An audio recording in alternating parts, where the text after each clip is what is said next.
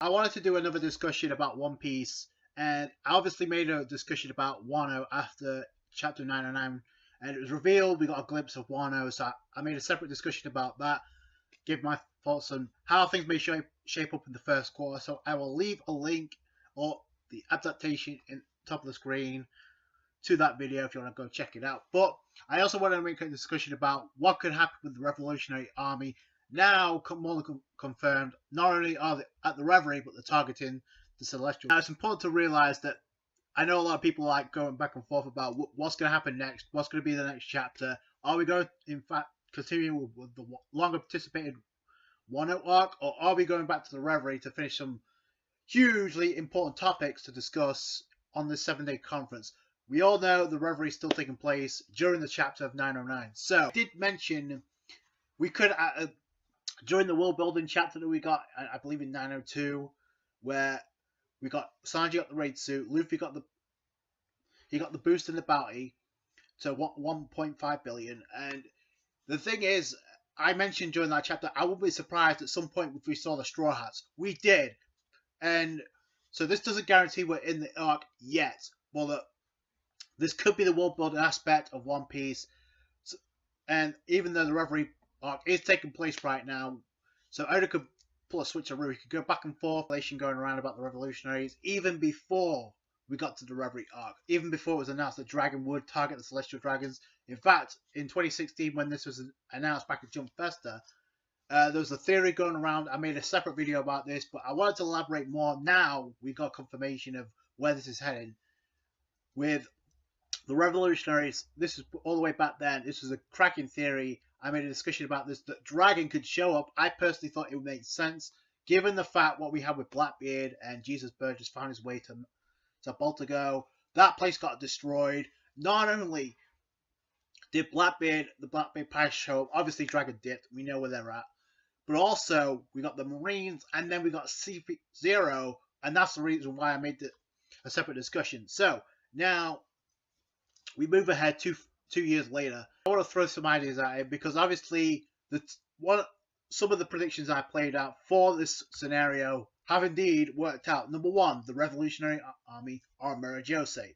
Number two, all the admirals right now are directly confirmed for this arc, because we have obviously Fleet Admiral Sakazuki Akainu. I thought it was going to take place in the Reverie, but it makes sense because obviously that would be overkill. You got the Gorosei, obviously. I thought Kizaru would be there, and we would get the introduction to Green Bull. We got that, and obviously we've got Fujitora returning, so all the admirals are there. Sabo has history with not only Fujitora, but also in this instance, I would say this CP0 as well. At least the revolutionaries do, because I think from the get-go, from the moment of Ina's lobby, I think it was mentioned they discovered they've been tailing the revolutionaries even way back then. So this has been going on for a long time. It's not just taking place right now. This has been in the works for the world government for years. Like I said, ever since Ina's lobby. But now, obviously, with CP0 in the works, in this arc, we saw Rob Lucci take care of, obviously, Leo and Sai when he was introduced. So that prediction played true too. So Cypher Paul Zero are there alongside Stussy and company. And Kaku, we got that confirmed too. You know who the other two are. I was hoping we might get Blue now. Cauliflower. So we haven't seen them yet. So, but we also have the Admirals there below. Right now we don't really know. Fujitora and Green Bull, they are on Marijose right now. The last we heard, they were having a discussion about what to do, and Fujitora is planning the works. He was looking for a gathering with King Riku and King Cobra about what to do. Mentioned the whole thing with the Shichibukai system to abolish the system, so that could play a work around it as well. But I wanted to go over this topic. Obviously, with the Celestial Dragons now the confirmed target at the Reverie, and we know the reason why that is, but Revolutionaries, their target is the Celestial Dragons. When it comes to the Celestial Dragons, we know they're kind of scrubs, and they use boundaries to like protect themselves. For instance, right, they found a way to use Kuma as a slave, and in my opinion, he may end up being a weapon, because right now he has no memory of his former self. In fact, Vegapunk worked on him, and now we see the state that Buffalo Kuma is in. So he's a slave to one of the celestial dragons. Pissed, and he literally just Sabo literally stated, okay, there is no failing in this, because if we lose, we die. So we got to make sure we win. Remember, not all the revolutionaries are on Marijose. We know Mellow Betty and the rest of the crew, alongside Koala, they're all on the Kamabaka Kingdom. I don't know where even Koth is going to show up with Dragon. That could be something that under closed doors, so to speak. So we know Dragon's going to show up at some point. He may even show up the moment his battle is going to get released. That was actually a kind of like a teaser before the Revolution got started. I believe it was one of the editors, or Oda himself, came out in an interview and stated not only Dragon's value finally been revealed to the world, which he could be at 500 bill, we don't know, it could be at 200 bill, but also it was stated that Kuzan Aokiji would also have his body revealed. Now he's affiliated with the Blackbeard Pirates. So we've already seen Shanks, so God only knows what we're going to see once we get back to Marijose. Now the only question is, will we go back to the Revelry before we go have another chapter of Wano, or will he revisit that after Wano? Either way, either scenario is fine. I get the feeling though Oda is playing for time, and that's the reason why he wanted to showcase Wano when he did. So that could be kind of cool to see where that goes. I guess it's intriguing to the next chapter, but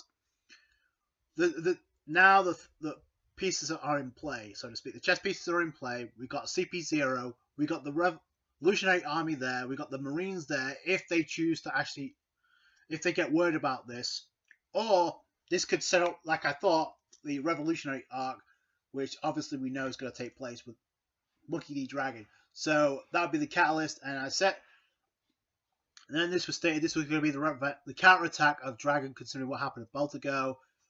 For whatever reason, Akainu has it in for Dragon, so does not see or does not at least get a glimpse of Dragon here. That is a missed opportunity, because we need to get the history of while something happened in the past that finds out the Dragon literally over his nose was invading Marijose. So under his watch, you think he's going to be happy about that shit? No. So that's going to play a role. There's got to be a reason why Oda decided to bring the Admirals into this. If it was just going to be for the meeting only, then what was the purpose? Why not get the reveals later on? And I get, obviously, people are hyped, but you have to remember, Oda sets up things for a reason, okay? So I get the feeling after Wano, we're going to get the arc with the Revolutionary Army and the Celestial Dragons. Whether or not that's going to be a rescue arc depends on who gets captured and how. If Dragon actually gets captured, or if Sabo gets captured, or who knows, maybe somebody already got sent to the Kamabaka Kingdom. So, because remember, even Koth was at Marineford, so maybe if they find the darts, and who knows, when maybe with the Yonko intel, FYI Blackbeard, because remember how because of the Vivri card, he was able to find his way to Baltigo. So who's to say that the Kamabaka Kingdom would be discovered? So this raises a lot of interesting topics, and like I said, that could be one way Oda wants to play this rescue arc. If it becomes that it's gonna break loose, like I said, I think Oda's setting up for something just as big as Wano, if that was even possible. But I mean, the arcs after the follow on it are just gonna be just as epic, leading into the final arc in Raffle. So you have to remember that the stakes are going to be even higher by the time we've ended Wano. Now, the one thing we will find out for sure once we get this Revolutionary arc, and once we get this conflict with the Celestial Dragons and the Revolutionary Army, Dragon's Devil Fruit ability, regardless of what it is, whether it's a weather type ability, or whether it's a Logia, or whether it's not a Dragon type of zone type of ability, we don't know for sure. There's a lot of theories, there's a lot of speculation, but we don't really know.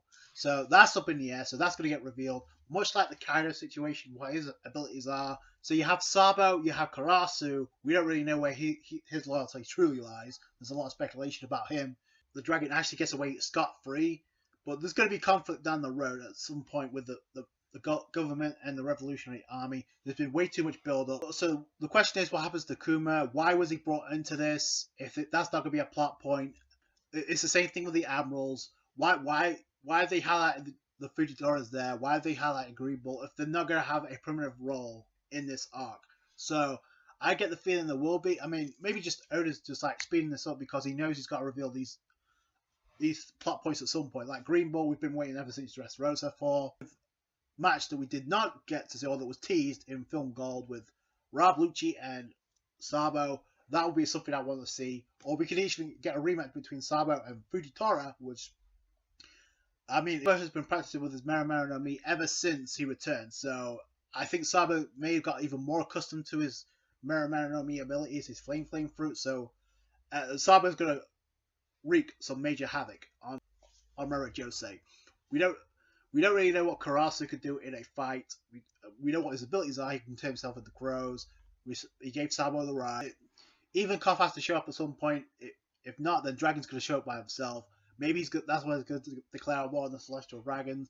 But there's all these different plot points. You do have the Gurusei there, so maybe if something happens like the Gurusei or somebody, or even Im-sama tries to like kidnap Vivi or Shirahoshi, because that's just going to happen.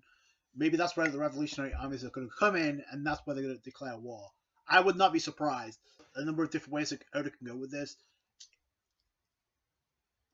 The one thing that's for sure I think is more than likely going to happen is a kidnapping is going to take place. We are going to get a rescue arc at some point with the revolutionary army. I just think it has to happen. So something. I mean, whether or not they get betrayed by Karasu or other matters, or whether or not Blackbeard actually shows up, we don't know. I mean, Shanks has already shown up. Who's to say? And we are in the Four Emperors arc, by the way. We've not seen Blackbeard post time skip. We've seen his silhouettes. We've seen him talk on with the Denden Mushi, and this is why I think we could even see Aokiji at some point. So that'd be kind of cool. In chapter 902, looking at the power poster of Luffy, we did not. I don't remember seeing a Kuzon silhouette with a bicycle. So I don't think Kuzon is with them at this point. He is affiliated with them, but he's going to get a bounty on his head, so he may be a double agent, New World, upside his head. Can you imagine if Dragon actually succeeded in actually taking down one of the Celestial Dragons, or maybe even declaring war on Im-sama himself? Can you imagine how epic that would be? And we know for a fact that the Gurusei now rule over the Celestial Dragons, so which is why no Celestial Dragon can actually sit on that empty throne. This because the Gurusei they've forbidden anybody from sitting over except for Im-sama. So he rules above all. So maybe Dragon knows this, and maybe that's why he's going to wait his turn and declare war on Im-sama. So a lot of speculation about who Im-sama is. I even got a comment saying it could be a relative of Mihawk. That could be the case, but and a lot of people seem to think it's a king. I'm not so sure just yet. I've already mentioned this in a previous review. Just because of the setting that Im-sama was around, I'm not convinced it's a king just yet. We're going to get that revealed. Who knows? Maybe after Wano or before. So it just depends when Oda decides to brush up on that. Either way, it's going to be hype. And the setup for the Revolutionary Army versus the Celestial Dragons is there. We know who's there on Marijose. I've already said the CP0, the Marines, the Admirals.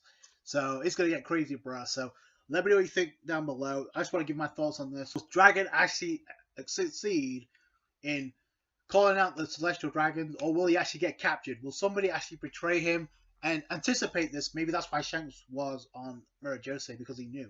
But then again, he's Monkey D. Luffy's dad, so why would he rat out somebody who's that close to Luffy? I mean, I think even with CP0, the Revolutionaries may be fine with Dragon, but let me know what you guys think down below. That is it from me. Thank you so much for watching. Like this discussion if you did / video. Subscribe to the channel for more One Piece. Catch you guys later. Bye.